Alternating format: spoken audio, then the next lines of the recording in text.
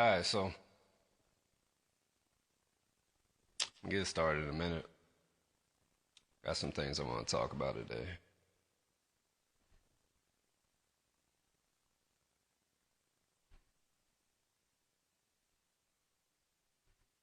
And this shit looks a lot different than the last time I touched this button. Sure.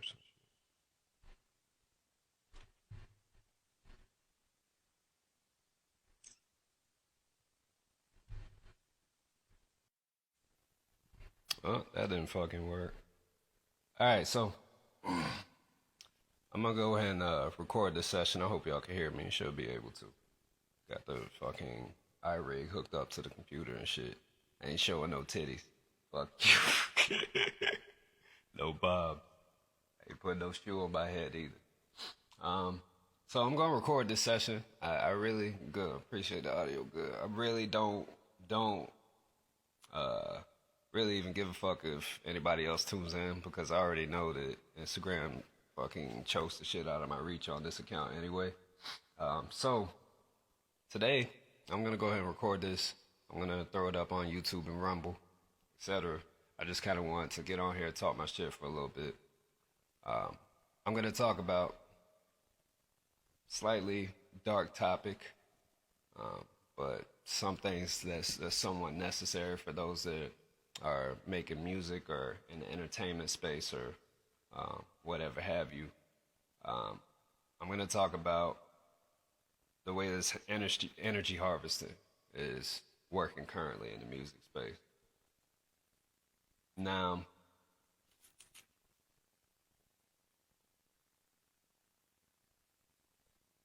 I've been, those that know, I've been in this space for quite some time. I've been in the underground for the majority of my rap career, gone on a few different aliases. So I've had the opportunity to kind of mix around with a few different people. You know, some local people that were getting buzz around, some people that are bigger in the industry. You know, we got solid record deals and shit like that. Some people that stayed independent. And I also am a student of the game. I watch the music, just the whole entire progression, particularly of hip hop and music and the way those industries work very closely. I watch, you know, what types of music are getting the most attention. I watch how that attention is being driven, coming from a marketing space as well. I watch what events are triggering certain types of attention. I'm watching which profiles and such are posting on certain types of attention, etc. So, I know some of the things I'm going to say is probably going to be a shit that a bunch of people already say anyway. I don't really give a fuck.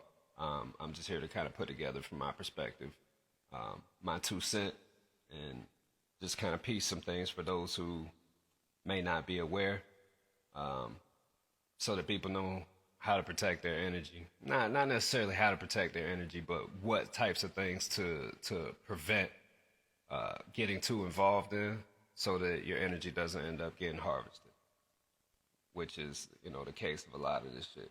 So I'm going to bring it down to the basics. Energy harvesting. How does that have anything to do with music? What is that back? So what does that have to do with any of this shit? So you're already cutting the connection and shit. That's funny. Well, if you want to look at it fundamentally and just look at it in a basic way, and just kind of understand how frequency affects the brain, affects the body, affects the mind. And, I mean, there's dozens and numerous studies from, you can go as deep as like CIA and Stanford Research Institute, and all these types of different institutions that have looked at this at length and studied the way that it affects the human body, the way that it affects human habits, etc. We've already had artists come out in the past, like XXXTentacion, mention basically how they utilize the frequency and they play with the frequency to get people to act a certain way or get them to feel a certain way. So, and if you even kind of trace it a little bit before Kanye got into this current mess, he was speaking about how 808s basically control the lower self. Is basically, for those of us that are in the the yoga and spiritual space and whatnot, is the root chakra. So while you're hearing all these boom, boom, boom, and you know all these bumps and shit that was prevalent in all of our trap music and in a lot of our drill and all that type of shit, you'll realize that it makes you feel a certain way. Like you just get that face on. You feel like you can't be fucked with. It just puts you in a certain zone. A lot of people are so fucking washed by that music that they don't even know how to enjoy anything else. They can't listen to nothing else. They can't sit and listen to some fucking classical ensemble. They don't want to hear somebody play no violin. They don't want to hear nobody play a piano. They don't want to hear what the trees sound like in the breeze when it's quiet outside in nature. They don't want to hear none of that shit because they're so programmed by these 808s and these lower frequencies that keep people into these spaces. So there's that in. All right, I don't need to really dig too much into that. You can research what those other artists who've reached what many would say much higher echelons. You can research what they said about it. In addition to that, we also have these other fringe positions that I don't think a lot of people tend to pay attention to. But let's look at just kind of the expanse of emotions, the whole spectrum of emotions, right? There's certain emotions that are immediately going to do good things for the soul and going to immediately inspire you and lift you up and bring energy to you. And there's certain things that are going to draw you down, right? I mean, that's obvious. Everybody knows that. Now, of course, yes, you can do what you got to do as a person and, transmute that energy, what have you, blah, blah, blah. But let's just look at the core of the emotion itself, right? Let's look at sadness, sorrow, right? We have a lot of different genres of music that hone in on the feeling of being sad. I'm a lonely boy. I'm sitting there. I mean, that goes all the way back to, the SoundCloud era where you had all these emo rappers popping out, which, again, artists like, X and others, were able to kind of make a stance from there. But there was also others that even in like R&B space and, shit, you go into other categories, you go into rock and roll, certain punk rock, certain metal that, in my opinion, wasn't really of the core of metal, but, do what you want, etc. There's all types of bands, all types of artists that, their whole vibe is, I'm sad, I feel this low way. They're playing these frequencies and these sounds that are just going to continue perpetuating that energy. And yes, that's necessary at times for those who relate to that and what have you. At the end of the day, there's music out there for everybody. But on the same token, when you look at, okay, this artist is fucking 3, 4, 5 albums in and they're rich now, why are they still so sad? Like, why are they still presenting these things? Why is this still the energy that they're presenting? Because I know me, personally, for example, just me, from jump, like I'm talking about 2000 fucking 10, 11, when I first decided I wanted to go ahead and put a pen to paper and start rapping, I said, I don't care what the fuck situation I'm going through, I'm always going to try to elevate it. If not by the, drop that again, I'm going to go ahead and repeat that. If not by the end of the song, it's definitely going to be by the end of the album. I'm going to try to elevate that. So that's always been my perspective. Now, and I'm not, when I say these names, I don't want to call these people out to say that they're the issue or anything like that in particular, because a lot of these people are young or they get in positions where they're not really aware of what's going on. Or, they sign these contracts, they already built a certain fan base, XYZ. So there's all types of factors that come into that shit. But let's just say, for instance, you look at an artist like Rod Wave, all right? He recently popped on to some interviews and he said he doesn't want to make sad music anymore. And I think it was actually an interview with like Revolt TV or Complex, one of them, whichever one of them Speedy is on. I always see Speedy on like those top tier interviews. But anyway, he was mentioning to Speedy that he doesn't want to make sad songs anymore. His family's good, he's good. He just wants to be able to kick back and chill and just enjoy life and share that experience. And if I'm not mistaken, I believe Speedy brings the point to say, like, yo, like, what if your fan base doesn't respond to that? Like, what if they don't like that? What if they, they don't rock with your music as much because it's not in the same tone and they're used to coming to you when they're sad, right? So this puts him in a very tricky position as an artist, right? Because this basically encapsulates him in a box that forces him to continue making these sad songs, even if he doesn't want to. If now that's if he's within certain contractual confinements and with a certain label, and they got certain this and that, certain creative restrictions that prompt that. But you can understand from an artist's perspective like that is it gets a bit difficult, right?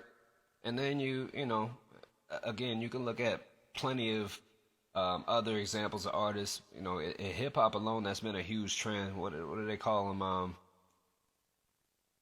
Sad boy rappers or whatever. So we had like the emo rap wave with SoundCloud, back in, I don't know, 2013, 14, 15 on to maybe like 2018-ish.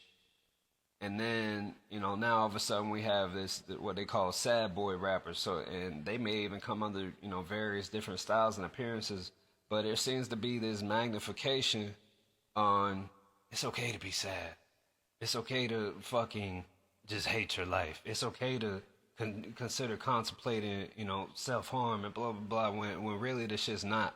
That's another form of energy harvesting. That was why I brought that up, because what'll happen is these institutions that operate these particular companies and labels and such things, they will utilize this particular artist as a beacon, like a lightning rod, to charge up the space with that energy and attract in people who are in that wavelength, and it keeps them locked in that frequency. Now, we're going to get a little deeper. And for those of y'all, that may be hating on my missing mustache, all that, it's all good. Fuck you. I'll be saber-tooth for a minute. It'll grow back in like 2 days. I fucked it up, okay? But going a little bit deeper, let's look at the story of Mac Miller, right? Mac Miller made a whole lot of positive songs, but he also made some negative songs, some pretty sad shit, some spooky shit, some, ominous thing he said in some of his tracks. If you're a fan, and there's all types of conspiracy theories and such things on that, right? But if you look at what I was mentioning as far as them being the lightning rod, like, an artist like a Rod Wave being a lightning rod to attract those people who are feeling that way. Okay, what was Mac Miller? He was that on very easily, arguably, a much higher scale. He had a much wider mass appeal. Let's call a spade a spade. He was a white dude. And, I mean, he was able to cross into certain bounds. He can kind of walk back and forth in between each, and touch people the same. Pause. He had a certain versatility about his music that was able to resonate with damn near everyone who's experienced certain things that he was talking and sharing about. So Mac Miller, when he passes, and I'll bring it even to my personal experiences, when that happened. But when he passes, I don't know if y'all remember, but there was a lot of other people a lot of his fans and such things that lost themselves, or they lost their lives then. Like, there was a big thing. So when an artist like that passes, it's going to send this wave of grief out. If they're already magnetized to that artist, to that space, because of these things that he's saying to resonate. Let's say they resonated with more of his sad tracks or lonesome tracks or whatever, and now that artist is gone, who are those people going to turn to? They don't, from their perspective, they don't have anyone to turn to anymore. Now no one understands them that's alive. And then that kind of just leaves them hanging on a thread. I've lost friends like this. I've lost friends, and I'm quite sure that just tracing it, I'm not saying that's the only thing. Of course, people are responsible for their own actions, environments, etc. But energetically, it's very easy to see if three people passed, and they were all fans of the same artist, and they passed a lot earlier than they were supposed to pass. You know, just going by biological timetables or whatever. And this artist passed a similar way. Wouldn't it not make sense to look at that shit and say, okay, maybe they were imitating that artist the whole time, or they were imitating certain actions and energies of that artist. Yeah, it's all good. I got the screen record going. I don't even care if y'all don't post this one up. Y'all can delete this with shit. I'll repeat that. Would it not be safe to say, if especially since the whole narrative since the fucking 90s, since hip hop fucking started taking over the planet, was this is influencing the youth to do XYZ. This is influencing sex, money, and murder. Even those motherfuckers that got together and conspired to make sure that that shit happened, and they had nothing to do with the hip hop industry. We'll touch on that later. If the whole premise of the responsibility of an artist or responsibility of a entertainer or what have you is to set a good example for them, would it not make sense that if that artist at the fucking hype of their fame, at the top of the peak of the mountain, all of a sudden just dies tragically? Don't you think that's gonna fucking affect people who look up to that artist? Like, it's very plain and simple for me to see. All right. So when Mac Miller died, I was incarcerated. I was with my homeboys that we were making music together, making tracks together. It was actually around the time that I created the name Samurai Black. It was maybe like 2 weeks before, 3 weeks before I settled on this name. I remember even then, and you know, particularly looking back on it now, it was weird that they suddenly just turned the television to that. Like, yo, I'm in jail. Like, they only give you fucking 2 hours of TV time. Why did they all of a sudden just turn this shit on to this news story coverage of Mac Miller did? And they got it blasting in there. You know, but like obviously is drawing his fans to the TV to check it out and shit like that. But it was almost in a sense to where it's like, okay, we're gonna make sure that this blow hits everybody that he's affected by. You know, of course, it's gonna be all over social media, all these types of things, etc. So, fast forwarding through, and even kind of going before that, you know, I don't have to go run down the list of all the artists that we've lost in hip hop over like the last 3-4 years, because I mean it's getting ever extensive. But anyone that's paying attention can look very closely and see, particularly over the last year, 2 years, it's accelerated. The pace is accelerated. So it's in the space now where there's a lot of these conspiracy theories popping up that certain things are orchestrated, and all these talk about these insurance policies that labels may have on artists that they're cashing out on, that their family doesn't have any access to, and the artist doesn't have any access to or rights to. And then if you know anything about business and corporations in general, that may kind of remind you of the key man policy that an insurance company, or let's say a corporation, would place on, say, their top CEOs, their board members, etc., which ensures the company to basically cover the losses that they may experience if that person dies unexpectedly or whatever the case is, right? So these things are in contracts. It's not really a new practice. In fact, we'll see if I can drop it in the comments, but there is this documentary. It's from quite a reputable channel. Those of you who are interested in checking it. It's called The Music Industry's Darkest Secret. Right? Let me see if I can drop it there. Hope I can.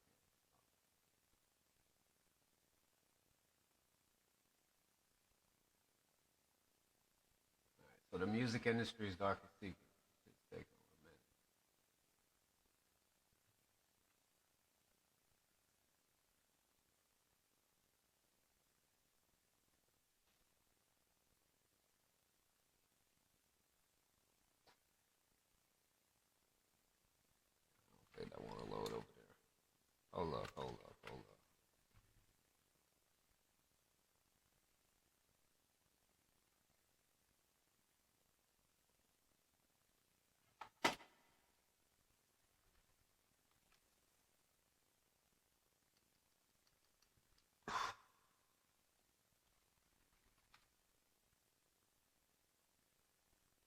Okay. Let's see.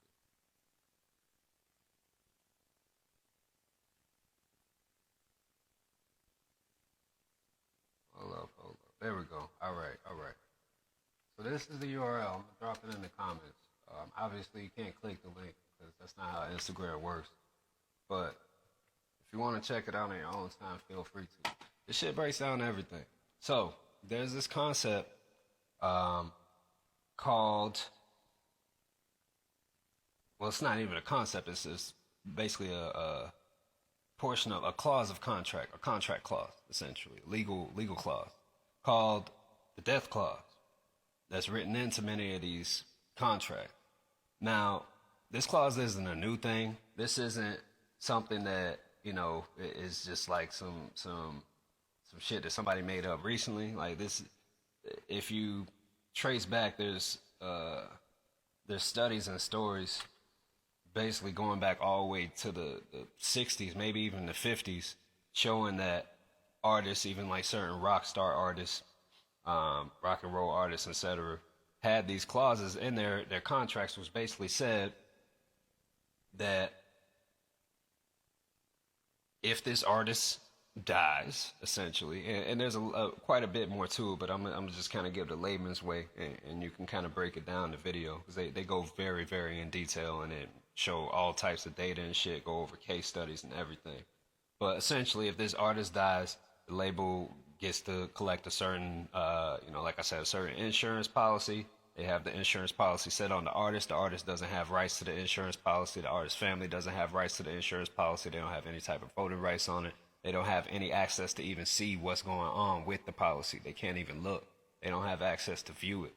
And it's on their life, right?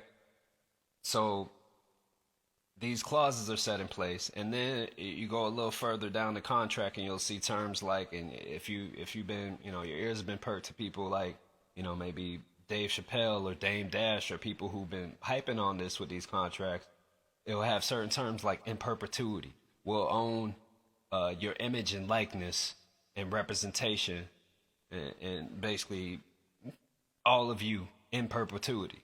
So let's say if you're Tupac, right? And the label, let's say it's Death Row Records. I don't know if this was exactly the case because that shit been passed around so many times before it got to Snoop. But the label, let's say, owns Tupac's image and likeness. After Tupac passes, the label is then able to do shows like a hologram experience at Coachella and bring back his likeness there, right? Or whatever else the technology may be able to afford. We ain't gonna go too far down that side. Don't worry. So yeah, that's a real thing, and like I said in that documentary that I linked in there, and on YouTube and Rumble and shit, I'll put it on the description, of course.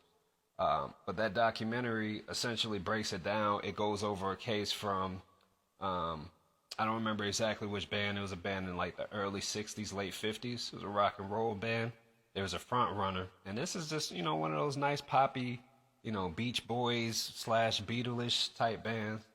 4-5 little white boys singing, playing a guitar and a banjo and shit. And just la da da da da. All right. So there's a policy on the front man. And at some point, apparently the front man, of the band, who was I think it was a singer and the guitarist, and the band was named after him. I don't remember, like I said, it's in a documentary. If his name was Billy, his band was like Billy and the Guys or some shit like that. It was literally like a band name similar to that. So Billy, he's the front runner of it. He has this policy on him, right?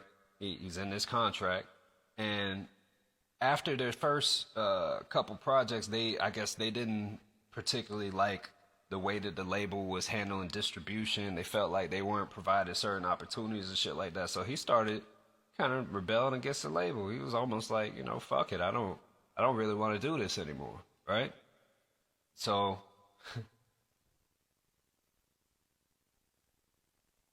he disappears in the middle of the night, like 2 o'clock in the morning.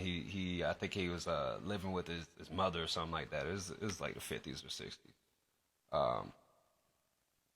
So I guess it was normal for a rich musician to stay with the family. So he was living with his mother, and like there was like some other people, like cousins and shit like that, that lived in the house. But at the time, it was his mother who checked on it. So he says, "I'm going to get something. I think get something out of the car, or something to that effect," and pulls off in his mother's car, and he's gone for days. He's not responding to, he's not in touch with anybody that's around. Can't nobody get in touch with him. All of a sudden, and this was really strange to his mother because he stayed in constant contact with her, et cetera, et cetera.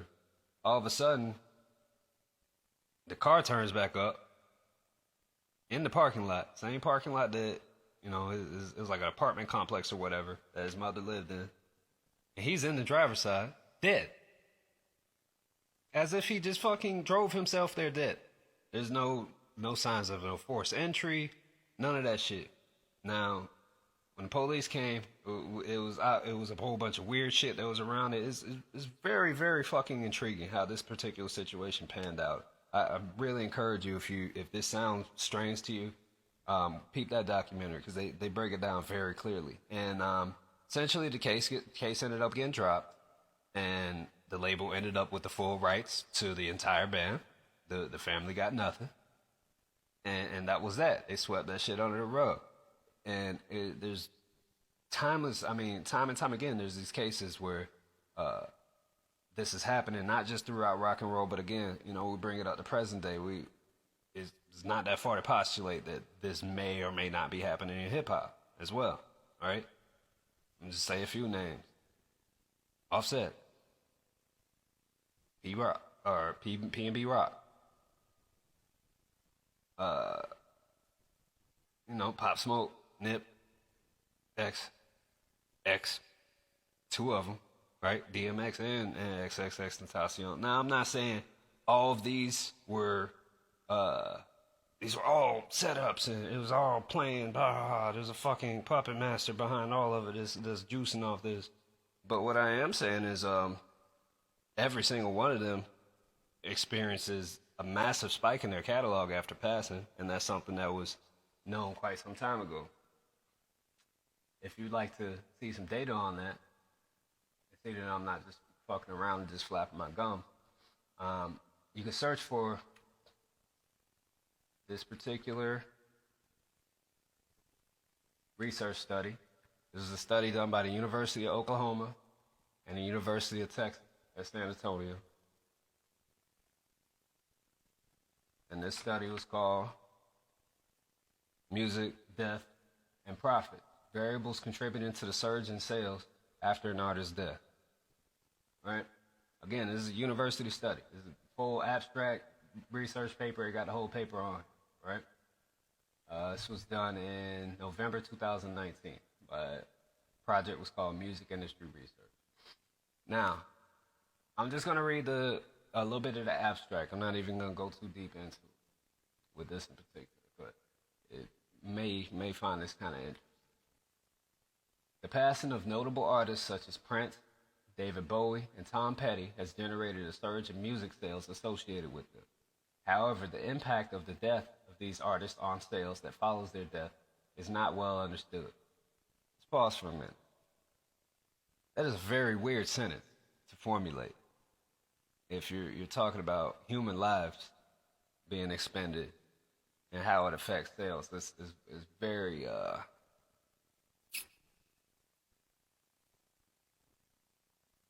it's very much like you were just a number in a spreadsheet type situation. That's what it runs to me. Mind you, these are scientists and whatnot, so it's to be understood. But at any rate, I just wanted to position that. So we aim to understand what happens to long-term effect on post-death sales and whether there is a return to pre-death level.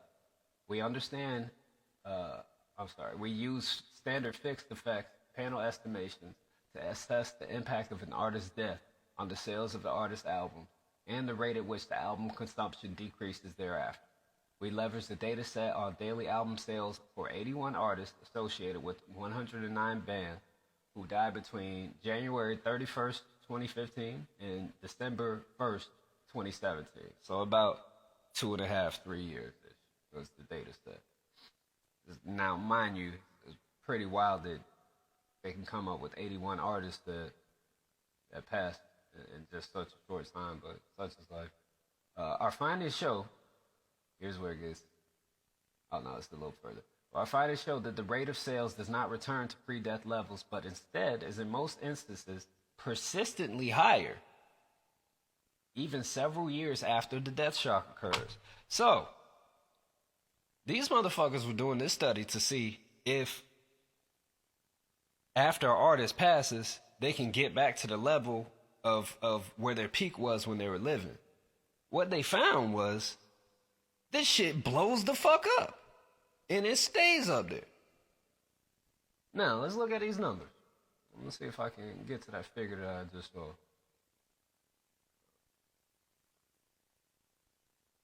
Yeah, here we go. All right, so recent, Chuck Berry, generation. All right, so these sales gain following the death of an artist, the sales gains following the death of an artist are often so great that the artist's albums re-enter the chart. Who do we see this with? Just recently. I mean, it happens all the time.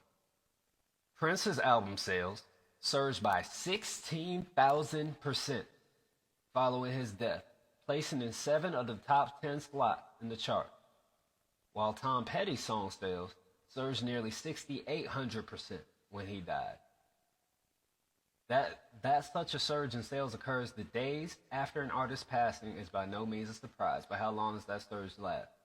All right, so they broke it down quite a bit more, and they actually they explain a bit more, basically just the whole timetable. What's the kind of the K rate? Where does it typically usually end up? But the basis of it is after the artist passes, the catalog takes off higher than it's ever been, and it stays that way, right? Now this is known, but let's just look at this particularly, right? Prince is arguably one of the largest, greatest artists in pop, in music, ever, right? Him having that vast success already while he's alive, and then that shit going up 16,000% and sustaining, that's not, understand, like, that's not something that somebody that's in the business to make money off music is going to not consider if they're looking at a exit plan from this particular business arrangement with, or they're looking at a way to handle this situation if this artist is now unruly and they're saying shit that I don't want them to say, or they're doing shit that I don't want them to say. Even when we look at like Michael Jackson, for example, right? There's all types of things on that. It's already the whole theory about him touching children and stuff. Holes already been poked all through that shit. That was all cap. With him, now a lot of people know that he had that certain thing with Sony and blah blah blah. He owned a certain percentage of it. What they don't know is he entirely owned Sony Records for a certain period of time. 1. And 2, he finessed Paul McCartney out of the Beatles catalog for a very low price. Paul McCartney was fucking pissed because he thought Michael was a dumbass. But Mike knew exactly what the fuck he was doing. And Mike didn't want to give up that catalog. I think he ended up, before he passed, he sold maybe like, I don't know, 10% of it. It was like a small number of it to Sony. And of course, during that time, he's going through all these legal battles for these child cases and shit like that's getting thrown on him. But okay, you look at a situation like that, and you're like, all right, while this motherfucker is alive and his estate's in his control, there is nothing we can do to get back this great American band's catalog. This nigga has it. This nigga owns the Beatles. Yeah, he may look like he may have bleach in it, have certain things or whatever, but just the fact that that's the case, that could really get under the skin of someone who is looking to certain perceptions of it. And if you think I'm going too deep into conspiracy with this, I mean, you got to look at who actually runs these labels. Like shit that people say about Leo Cohen, it was confirmed by Leo Cohen on the Breakfast Club. He basically said, like, yeah, I don't give up on anybody as far as these rappers that do all these wild things in the streets and stuff. I don't give up on them. But at the same time, I got a family to feed, man. I got mouths to feed. I can't. Oh, okay. So, and this is in response to, I think, Charlemagne. I asked him a question of how does he feel about artists of his label, pushing along murder culture, et cetera, et cetera. He didn't give a fuck. It was very clear he didn't give a fuck. He basically said to him, "This is my business. Business is business. If they die, I don't want that to happen, but hands are tied." Yeah, but you as the label head or the executive that runs this operation, you had the ability to actually determine what type of content and message is being spread in your music. You do it all the time for the other genres. Why is it this one in particular is mashing in this direction? All right. So there's some pretty fucked up people that handle the situations like that. Now that again, that's not really something that's not known. But I just kind of wanted to bring these things to light. And I doubt it is again, you can't fucking click the link from Instagram, but I'll just go ahead and drop the link to this research paper right in the comments on it. So you can see. Connection got paused. We're back. So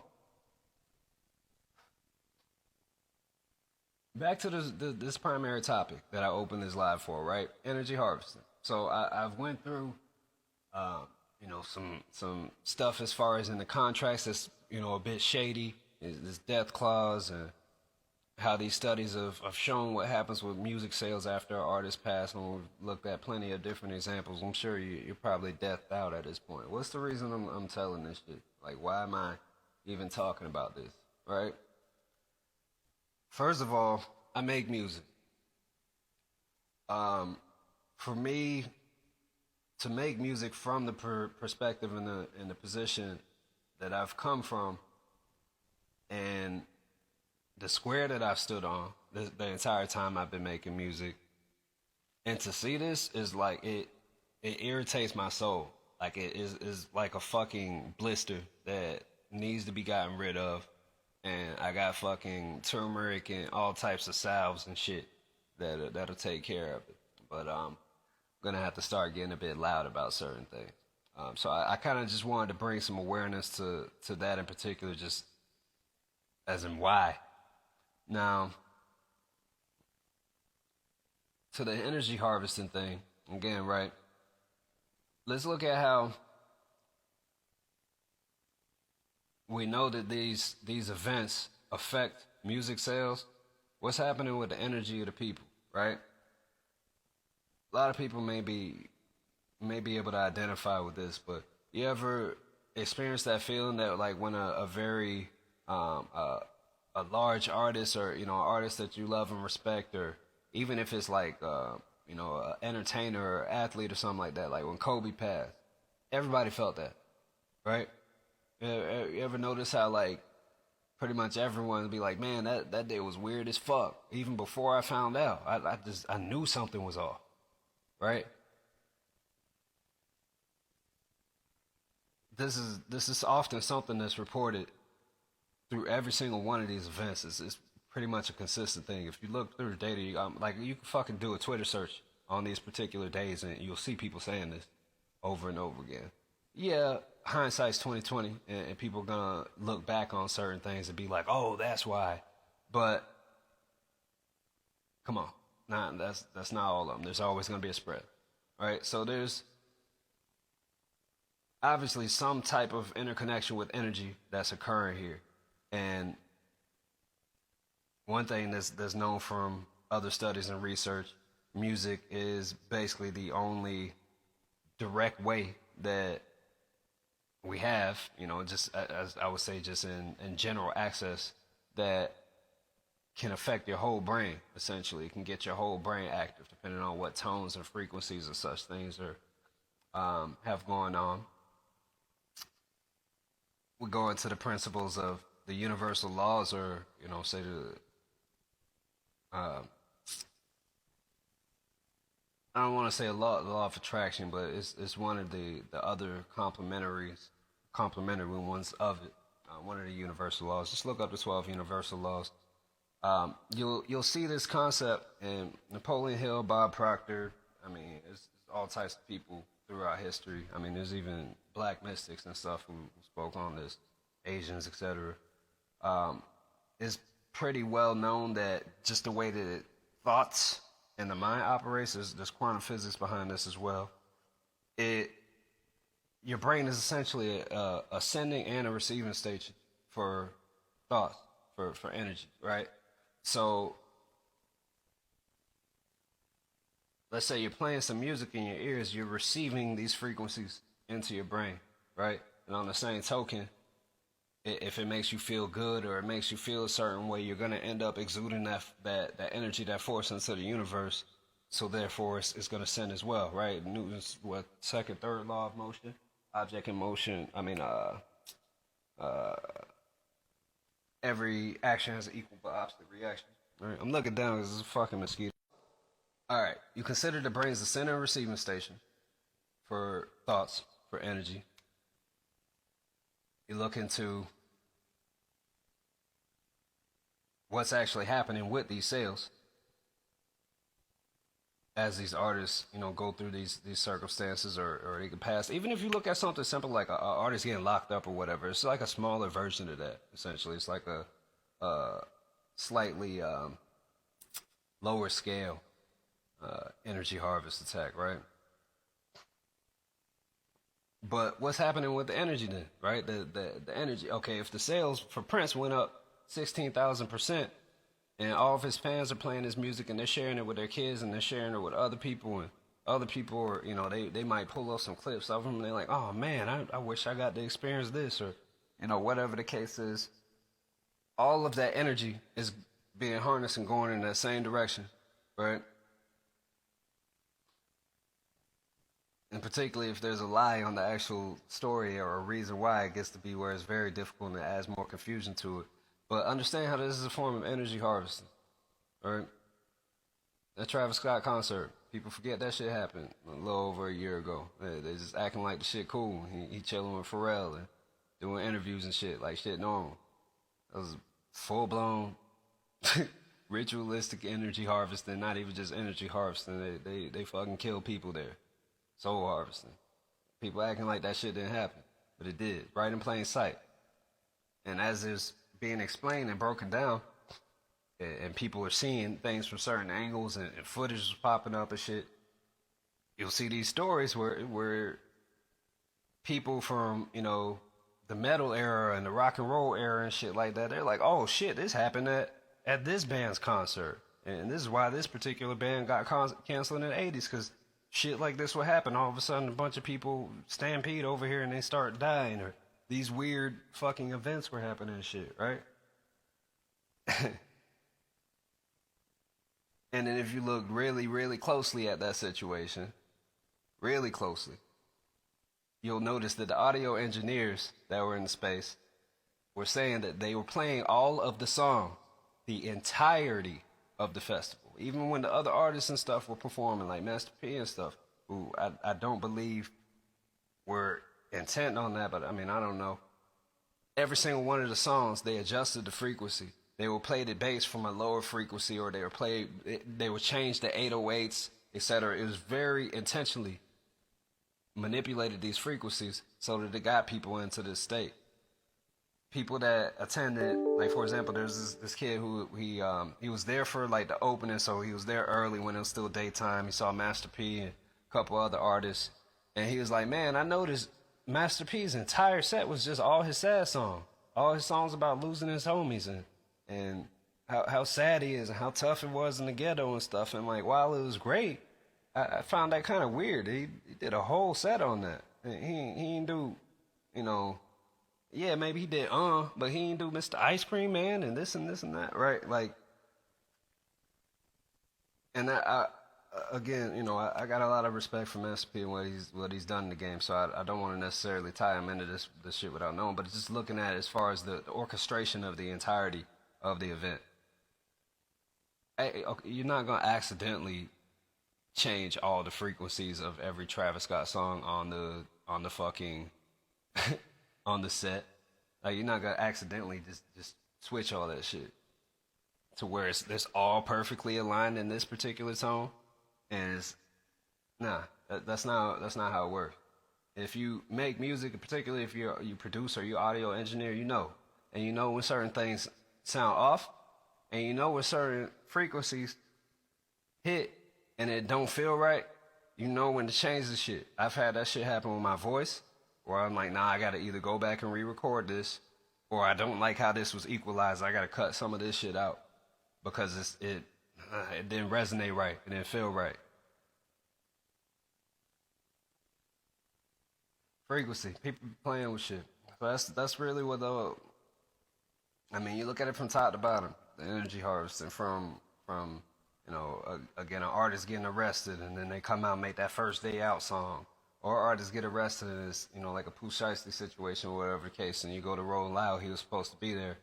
I was there that year for, 2021, after the pandemic. Had 2020 wristbands and shit. Every fucking set from everybody who was loosely associated with Pooh Shiesty. All right, we're going to turn up and play Back in Blood 3 times in a row. Support Free my nigga Pooh Shiesty. Like, yeah, that's cool. But, like, it didn't really fit sometimes. And just me personally, being there and being in that space and operating the way I was operating, I could tell that, all right, this is the time for me to go find another set to watch. With certain moments like that. Even when Travis Scott set came around there, I didn't go see him in particular. I made sure I cut over to the other side, started seeing this is like a, big field and shit like that. But I started seeing as it gets to maybe like an hour, 2 hours before his set's supposed to start. And mind you, I think it was like 2-3 hours later, some shit. But as he starts getting there, some wild ass niggas running over there. They gunning. They pushing niggas over, all type of shit. Move! I'm ready to rage. Like, it's that beacon for that. And that's fine. Again, there needs to be artists for different purposes and reasons and things. But from a personal perspective, from where you stand as a listener or where you stand as an artist, you need to understand how this shit's working. You need to understand how this shit's being deployed. And you need to understand how to protect your energy, your brand, your fans and feed them the right frequencies. Feed them the right thoughts. Feed them the right lyrics. Feed them the right just energy in general. It would not be a bad idea for everyone on the planet to start meditating. If everyone started meditating, even sit in the grass for 5 fucking minutes in the morning, just catch a little bit of sun, maybe go for a walk a little later, shit's gonna be a whole lot different. Things bounce off you a lot different. You need a lot less weed. This ain't like lit shit. Since I started this talk, this is the longest I've ever talked on Instagram Live or Instagram video in period, without smoking weed. Just got a little cup of cocoa over here, chilling. But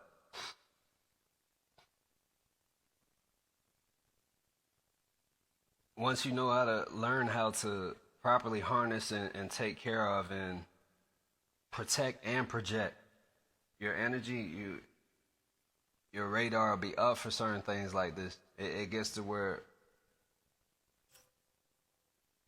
people don't want to play with it, or they can't play with it so much.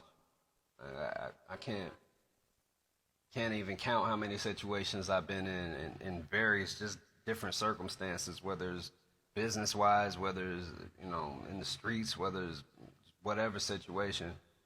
And my path is crossed with somebody who's not of the right energy, and they're of the type to be on some fuck shit, or, they're the type to, try to take advantage of someone or try to leech their energy. They're some vampiric motherfucker or whatever the fuck. they won't even step. They'll stay 60 feet back because they'll feel it. They'll feel that you're not about that. They'll feel that you're not playing that shit. It's very important to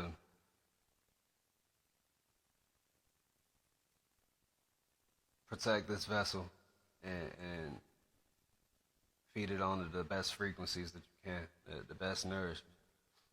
I'm not gonna tell everybody, I'm not gonna come on here and tell everybody to just start eating plants and stuff just because I'm plant based, but you want to do your best to get as right as you can with your diet. You know, you want to drink plenty of water. You do want to take some time to work out, to you know, meditate, to go for a fucking walk in nature. Like, it don't even matter. But you have to consistently do these things because, and I spend a lot of time inside, a lot of time in the studio. If you sit there and you're just scrolling on a device, or you pull up fucking Clubhouse and you sit on there for fucking 6-8 hours, like I've done before, I'll admit it. In the past, it's been a minute. I ain't been on that shit in a while. Even if I do, I'm just in and out. I don't even fucking talk to nobody no more. But if you find that you're constantly doing this shit, you're constantly scrolling TikTok, you're constantly scrolling Instagram, you're constantly, you know, on Clubhouse, just sitting there listening to the most fucking wild ass conversations, fucking, I don't know, Whack 100 or some shit like that, and you know they going off about something. Whoever, man, like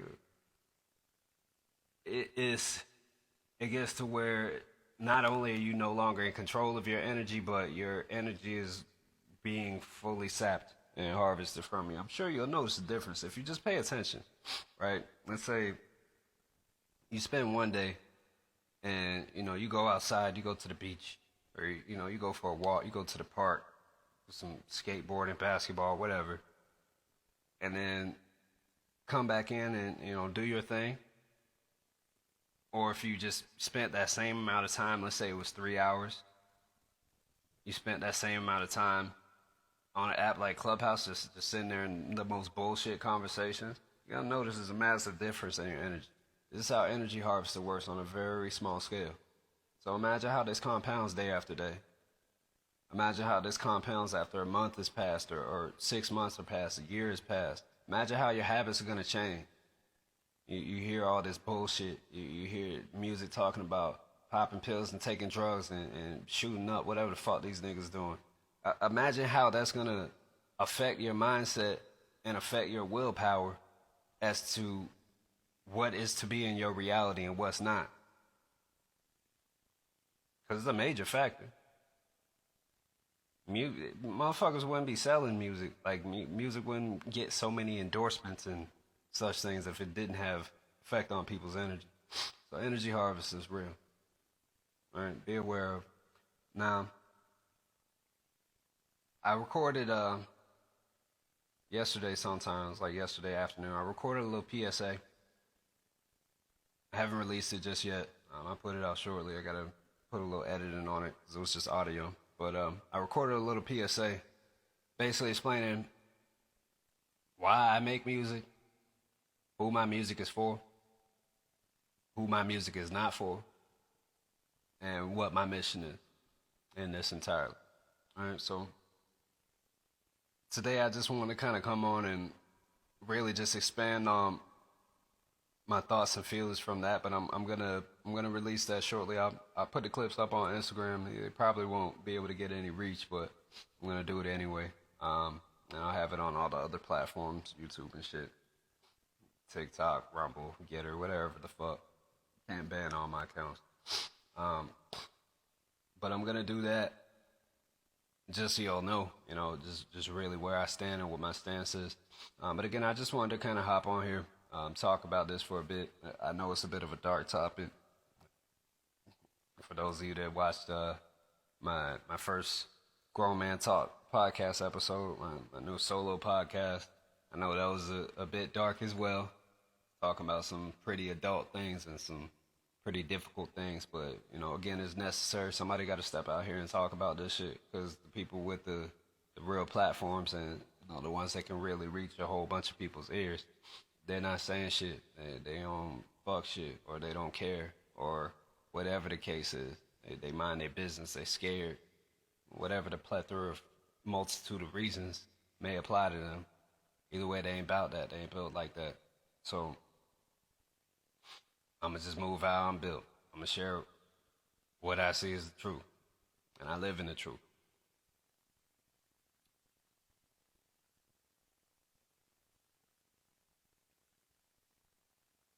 Remember this, even if you don't read the Bible, you ain't Christian, none of that. Still important to know. Devil always speaks with a forked tongue. The devil's greatest weakness is the truth. So the devil will never acknowledge it. If the devil acknowledges, they'll deny it at the same time. Forked tongue, meaning basically two different words at the same time. So you can never get to the truth with the devil. So my mission is to speak with straight tongue. I've been living in truth for intentionally in truth.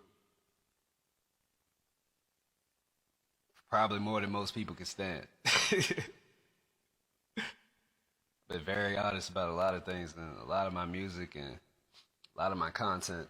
Some things I keep to myself, but even within myself, I stick to the truth. I'm not finna lie to myself about some shit. So if I fuck up, I fucked up. If I put out, back to this topic, if I put out the wrong energy on a song, or I was a little too angry and I'd let that out in a not so good way for the listener on that track or whatever the case is, I'm going to acknowledge it and address accordingly. I got certain songs that I have out in my catalog that I don't like. So like, what the fuck kind of space was I in? But as an artist, you have to grow into what you have to grow into. But my point is,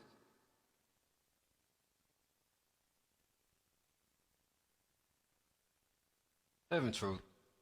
If you rock with me, if you're a fan of me, if you enjoy any of my music or anything that I've ever said, if I made you chuckle, if I brought some type of insight, if I shared a post that that hit home for you, even if it was a post from somebody else or whatever the case is,